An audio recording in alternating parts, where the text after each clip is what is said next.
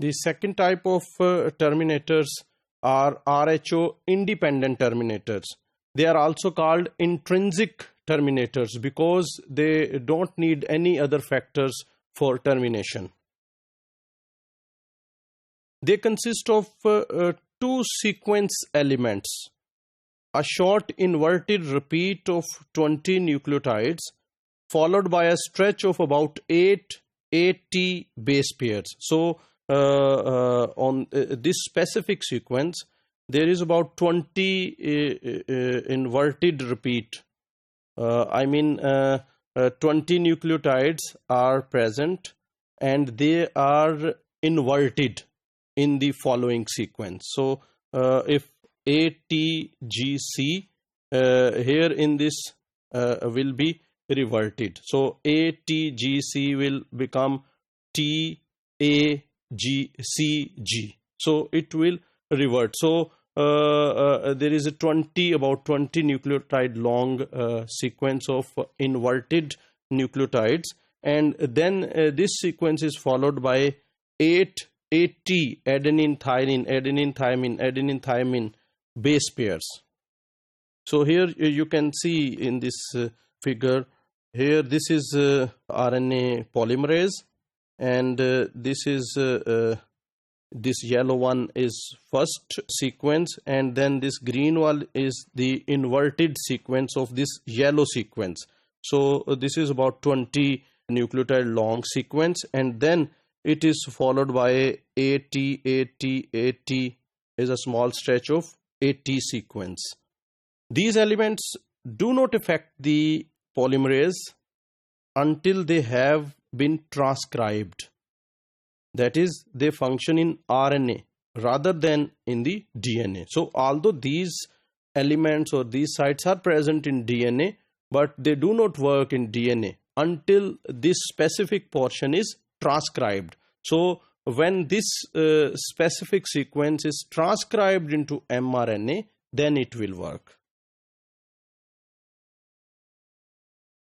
When polymerase transcribes an inverted repeat sequence, the resulting RNA can form a stem loop structure, often called a hairpin, by base pairing with itself. So when this inverted sequence it passes the transcription and it transcribed into mRNA, after transcription it makes a stem loop by base pairing with itself, because these two sequences are complementary inverted sequences.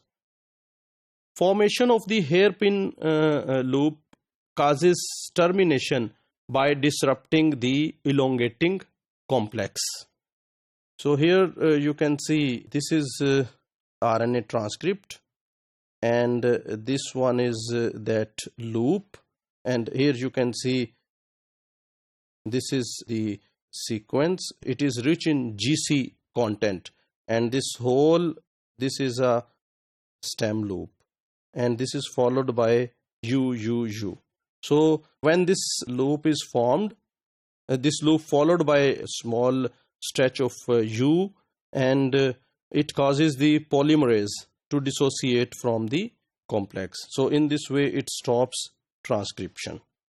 The hairpin induces termination by either pushing polymerase forward relative to the DNA and RNA, wresting the transcript from polymerase, or inducing a conformational change in polymerase. So all these three explanations are just similar to the RHO dependent terminators. The hairpin works as an efficient terminator only when it is followed by a stretch of AU base pairs. So in the DNA, this sequence was AT-AT, but here between RNA and DNA, this sequence is AU-AU-AU.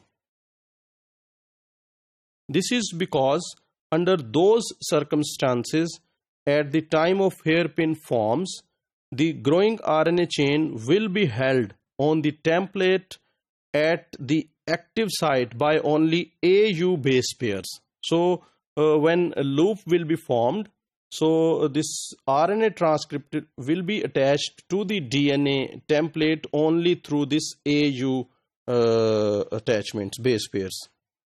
Because AU base pairs are the weakest of all base pairs, because between GC there are 3 hydrogen bonds, and between AT there are 2 hydrogen bonds. So AT is weaker than GC base pairing. So this AU is even weaker than AT base pairs. They are more easily disrupted by the effects of stem loop on the transcribing polymerase, and thus the RNA will more readily dissociate. So it can easily dissociate because the interaction between this transcript and DNA is very weak. This is mRNA transcript, and this is the stem loop or hairpin loop, and this loop is followed by a small stretch of this AU sequence. This is the weakest interaction between mRNA and DNA template, so it can easily dissociate from the DNA.